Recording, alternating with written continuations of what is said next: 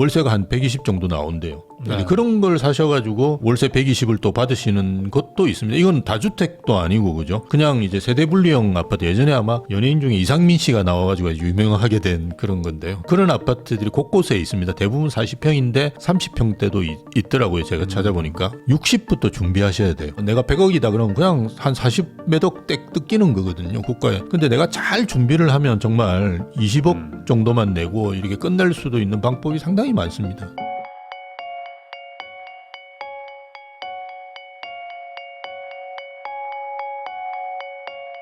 네, 우대빵 연구소의 심영석 교수님하고 이야기 나누고 있습니다. 그러면은 이제 최근에 또 이제 많은 분들이 이제 강남이든 뭐 이런데 뭐 좀 집 한 채는 괜찮은 거 있는데 이게 전부인 자산을 가지고 어떻게 좀 노후 좀 전략을 짤까 이런 거 고민들을 많이 하시는데 요즘에 또 이제 고령화 사회 뭐 초고령화 사회 얘기들이 막 계속 나오니까 예. 조금이라도 좀 집을 줄여서 실거주를 줄이고 그 남은 예. 돈 가지고 뭐 배당주에 넣든 뭐 예. 월세를 받든 뭐 이런 식으로 좀 포트폴리오 짜려고 하시는 분들도 있거든요. 예. 뭐 큰 틀에서 봤을 때 뭐 노후 관련돼서 이 집 어떻게 좀 이렇게 배치하는 게 좋다고 보십니까?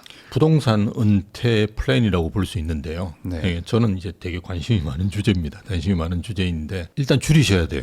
줄이긴 줄여야 예, 된다. 줄이긴 줄여야 된다. 왜냐하면 우리가 이제 일반적으로 8대2 정도로 80%가 부동산에 있거든요. 네. 이건 전 세계에서 가장 높습니다. 그래서 지금 아마 이제 60대가 넘으신 분들은 그런 걸 느끼실 거예요. 이게 뭐 현금은 얼마 없는데 집 파먹고 살 수도 없고 뭐 이런 이야기들을 하시거든요. 근데 물론 이제 주택연금이라는 제도가 있습니다. 근데 우리나라 주택연금이라는 제도는 공시가 아주 치명적인 게 두 가지가 있어요. 공시가 12억 이상만 가입 가능합니다. 서울에 사시는 분은 대부분 가입이 안 되십니다. 그러니까 시세로 치면 16억, 17억 정도 그 되니까요. 맥시멈이죠. 이게 말씀드렸던 뭐 마포, 성동 뭐 이런데 괜찮은 아파트 계시는 분은 가입할 수가 없습니다. 그다음 네. 두 번째로 이게 집값이 오르면 인정을 안 해줘요. 그걸 다시 재산정을 안 합니다. 근데 물론 떨어진다고 해서 다시 산정하지는 않고요.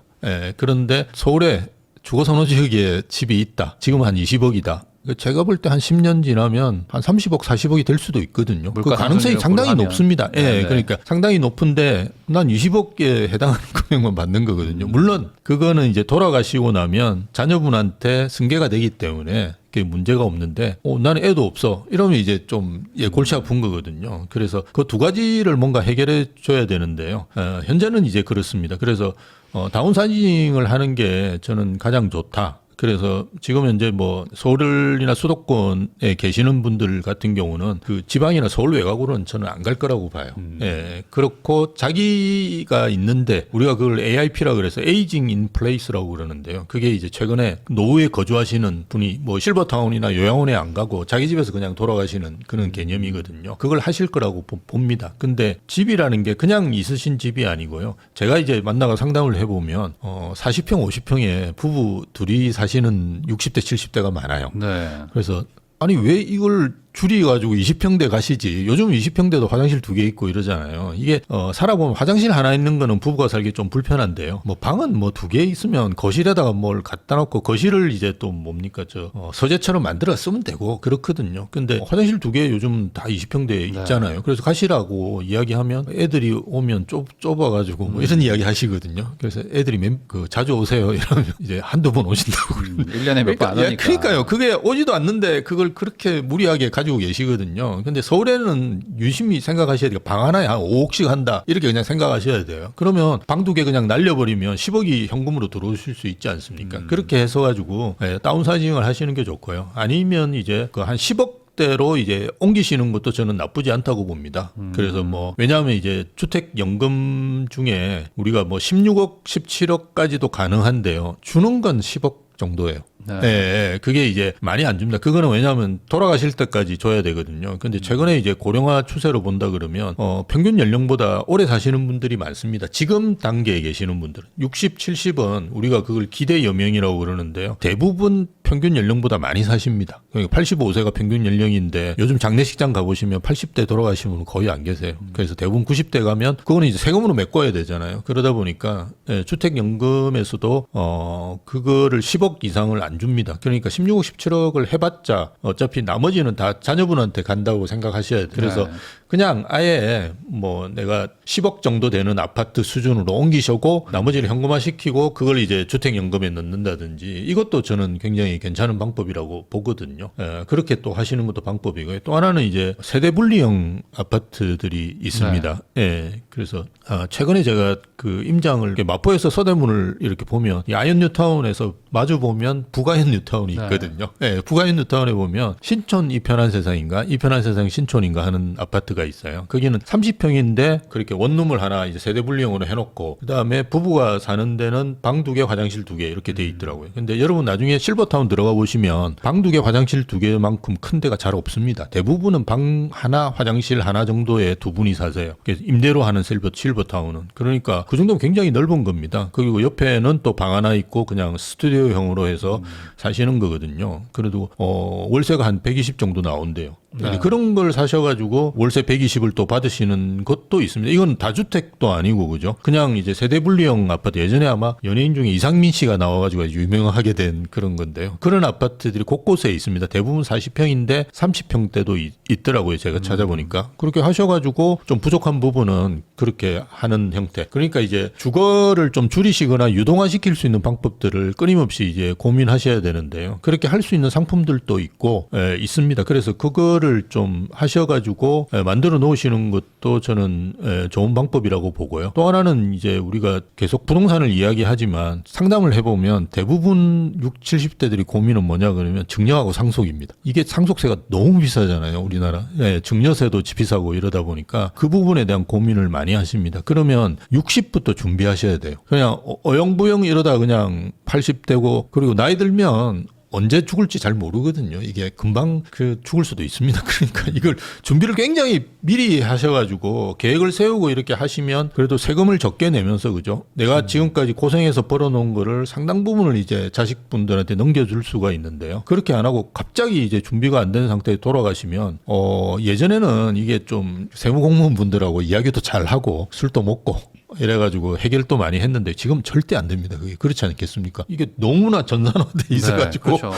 이게 딱 돼 있기 때문에 이게 뭐 내가 100억이다 그러면 그냥 한 40몇 억 뜯기는 거거든요. 국가에. 근데 내가 잘 준비를 하면 정말 20억 정도만 내고 이렇게 끝낼 수도 있는 방법이 상당히 많습니다. 그리고 미리 좀 물려주는 것도 저는 아주 괜찮다. 왜냐하면 지금 세금은 많이 나오는데 내가 뭐 10억씩 20억씩 물려주면 세금을 뭐 6억 7억씩 막 내야 되거든요. 그렇지만 지금 우리가 생각할 때 20억짜리 집이 6억의 세금을 냈지만 그게 나중에 40억짜리가 되지 않습니까? 될 거를 이제 그렇게 물려주시면 그 40억에 뭐 5억이나 6억은 그렇게 또 큰 거 아니거든요. 그래서 미리 좀 자제분들한테 물려주시는 게 좋다. 왜냐하면 상속이라는 거는 정말 이제 싸우기도 하고요. 자녀분들이 그렇지 그렇죠. 않습니까? 그러니까 그러니까 정년은 정말 편합니다. 그래서 그리고 뭐 비슷하게 이렇게 딱 미리 물려주시고 그리고 지금은 이제 노노상속이라 그래가지고 90대가 돌아가시면 자녀도 60대 후반이나 70대잖아요. 그래서 돈 받으면 뭐 하겠습니까? 그것도 뭐 쓸 데도 별로 없어요. 다리도 아프고 이러니까. 그러니까 뭐 40, 50대 때 애 키우는데 좀 쓰든지 그죠? 아니면 뭐 놀러 가고 그죠? 이럴 때 한 번씩 쓸 수 있도록 좀 자금을 좀 해주시는 것도 되게 좋거든요. 그래서 필요할 때 주고 우리가 필요한 아파트가 꼭 필요하다 이렇게 이야기하듯이 좀 필요할 때 주시면 좋은데 그런 걸 좀 미리 하시면 저는 정말 좋을 것 같아요. 아까 실버타운보다는 좀 에이징 인 플레이스요. 예, 그러니까 맞습니다. 아예 그냥 그 집에서 있는 계속 데서. 거주하시는 그런 게 조금 더 될 거라고 말씀해 주셨는데 요즘 또 실버타운 이런 것들 뭐 좀 관심도 많으신데 이건 좀 한계가 있다고 보시는 거예요? 예, 이제 실버타운은 아마 더 이상 안 지어질 겁니다. 그래서 그게 왜 그러냐 그러면 실버타운을 분양형을 없애버렸어요. 그게 2015년 7월인가 없앴거든요. 그래서 마지막 실버타운이 스프링 카운티자인가 용인에 있는 건데 그거 하고는 끝내버렸어요. 건설회사 입장은 우리나라의 건설사나 이제 시행사들이 특징이 뭐냐 그러면 일본하고 완전히 다릅니다. 일본은 이제 운영 수익을 통해서 수익을 내는 방식으로 많이 가거든요. 그래서 일본에 이제 대기업 그런 계열 부동산 회사가 많은데요.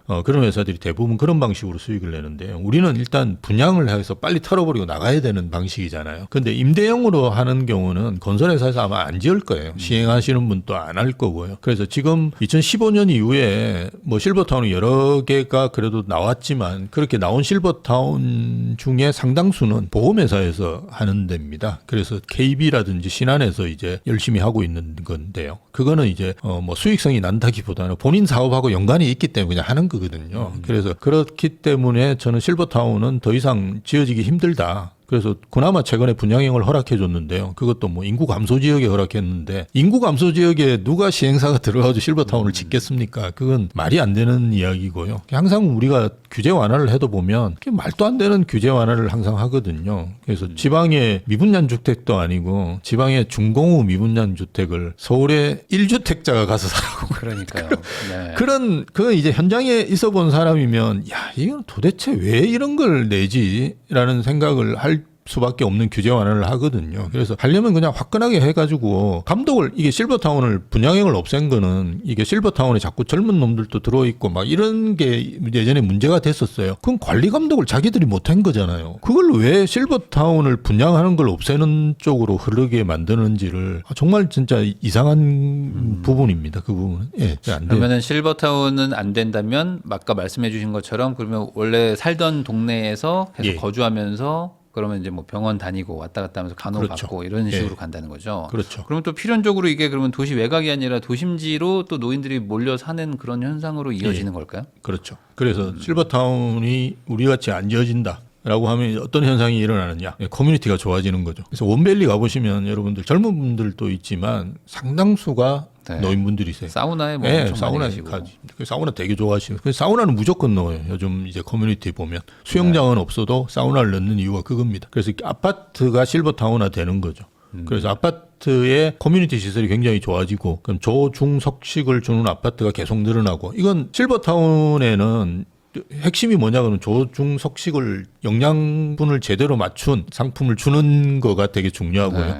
두 번째는 이제 병원이죠. 근데 아파트 단지 내 상간에 병원은 다 있거든요. 그러니까 필요한 거는 그렇게 쓸 수 있고 그다음 이제 커뮤니티 중에 뭐 이제 사우나라든지 뭐 이런 시설 그리고 뭐 헬스 하는 시설들은 다 들어 있으니까요. 그런데 네. 노인분들 하시면 되거든요. 젊은 분들은 단지 내 제가 이제 단지 내 그 헬스장 가보면 젊은 분들 별로 없어요. 예, 그러니까 중년분들이 훨씬 더 많으십니다. 그래서 이게 이제 실버타운화 되는 거라고 저는 봐요. 하긴 그러네요. 생각해 보면은 실버타운에서 할 수 있는 것들을 그대로 다 아파트 지금 다 해주고 있으니까. 맞습니다. 커뮤니티에서. 그렇게 변할 수밖에 없는 상황이고요. 그 의미에서 본다 그러면 저는 주상복합도 저는 괜찮다. 도심에 있는 주상복합 같은 경우는 일본도 이제 타워맨션이라고 그러는데요. 그런 것들 괜찮듯이 우리도 이제 주상복합은 밑에 다 있거든요. 예, 시설들, 편의시설이 다 있거든요. 그래서 그런 것들은 상당히 좋아한다. 나이 드신 분들도. 그리고 최근에 주상복합들은 엘리베이터를 타기 위해서는 카드키를 대야 되거든요. 그만큼 네. 이제 보안에 있어서도 이제 확실하게 보장을 해주거든요. 그런 걸 또 노인분들이 되게 좋아합니다.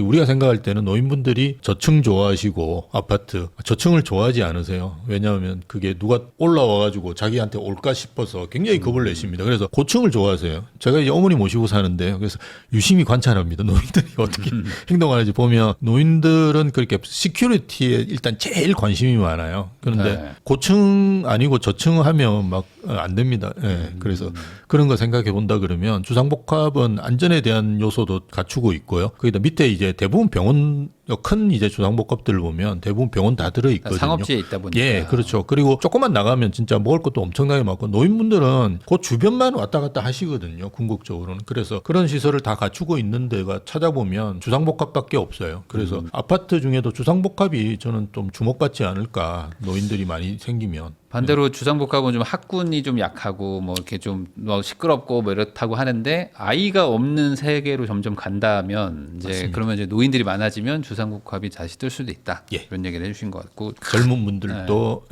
애가 없으면 네. 주상복합 상당히 좋아합니다. 맞아요. 주상복합에 노인분들이 많이 사시고 만족도가 좀 높으신 것 같기는 해요. 근데 이제 실버타운이 어쨌든 안 된다고 하면 결국에는 지금 정부나 지금 추진하는 것들 보면은 도심지에는 좀 젊은 사람 사람들이 살고 네. 이제 외곽으로 네. 나가서 좀 노인들이 살게 하려고 좀 네. 하는 것 같거든요. 예, 예. 도심지도 고밀도로 개발하고 좀 소형 평수 많이 넣어서 출퇴근 시간 좀 줄이자. 노인분들은 출퇴근 안 하니까. 예. 근데 이게 작동하지 않을 확률도 높겠네요. 지금 뭔가 말씀하시는 걸 들어보면은. 노인에 대해서 연구를 좀 많이 하셔야 돼요. 정부에서도 많이 하고. 저는 예전에 실버타운 또 컨설팅을 많이 했거든요. 학교에 네. 있을 때. 노인은 노인하고 사는 걸 좋아하지 않습니다. 기본적으로.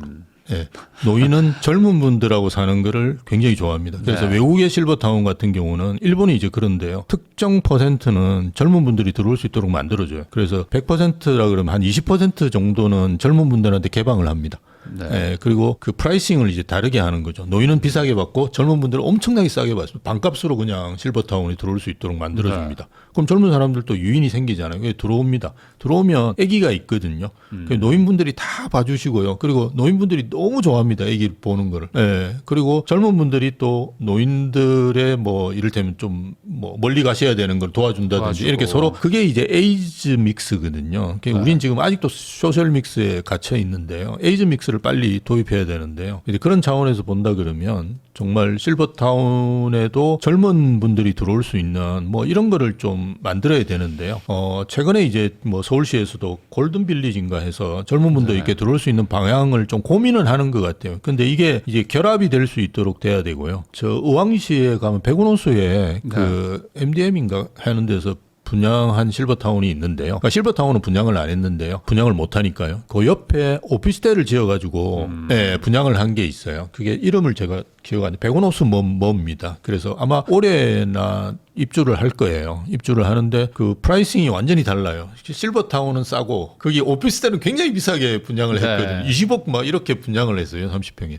예, 그러니까 완전히 외국하고 다른 프라이싱을 해놓는데요. 이거는 뭐 그 회사만 탓은 아니고요. 왜냐하면 일정 부분 분양을 해서 수익을 취해야 되잖아요. 그러다 보니까 시행사 입장에서는 이제 규제가 그렇게 있다 보니까. 맞습니다. 규제 때문에 그렇습니다. 그래서 이런 규제들을 좀 풀어줘가지고 이렇게 노인들만 있는 실버타운이 아닌 그래서 우리가 지금은 뭐 이렇게 자꾸 이제 젊은 분하고 노인하고 분리하는 방식이거든요. 역세권 청년주택, 뭐 실버타운, 그냥 고령자 복지주택이라고 최근 정부에서 이제 하고 있습니다. 뭐 이런 것들은 다 세대를 나눠가지고 들어가는 건데요. 이건 정말 좋은 건 아니에요. 왜냐하면 국가에서 비용이 엄청나게 들어요. 이거는 젊은 애들 그 젊은 분들 이렇게 관리하는 것도 돈이 많이 들고요. 취업했냐 안 했냐 그것도 뭔가 지원해줘야 되고 노인들도 뭔가 지원해줘야 되잖아요. 근데 이거 합쳐놓으면 사실은 지원할 수 있는 금액이 많이 줄어들거든요. 서로 간에 이제 보완이 될 수 있는 영역들이 많이 있습니다. 그래서 에이징 믹스를 해야 되는데 그래서 세대 분리형이 아니고 세대 통합형 뭐 이런 주거들을 만들어 나가야 돼요. 근데 일본이나 외국에 보면 이런 사례들이 되게 많습니다. 재밌는 사례들이. 네. 그래서 그런 거를 좀 적극적으로 정부에서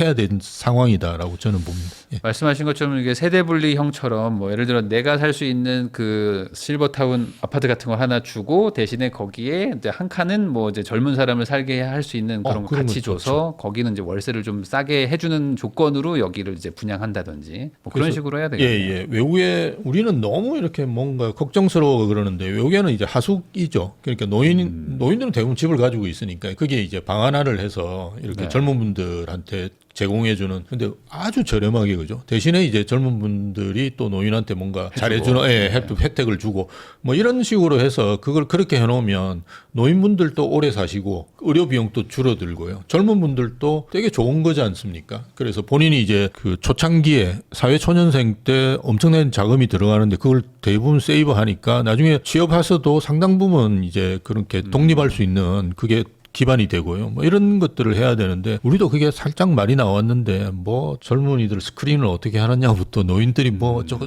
계속 말이 많아요. 하여튼. 예. 예, 항상 그 뭘 하려고 해도 우리나라는 항상 뭔가 이렇게 좀 이렇게 뭐가 탁탁 막히는 게 있는 것 같아요. 뭐 규제도 많고 그래서 이번에 이제 또 대선이 이제 앞두고 있으니까 이번 기회에 조금 이런 것들도 좀 전향적으로 바뀌면 좋겠다는 생각도 좀 해봅니다.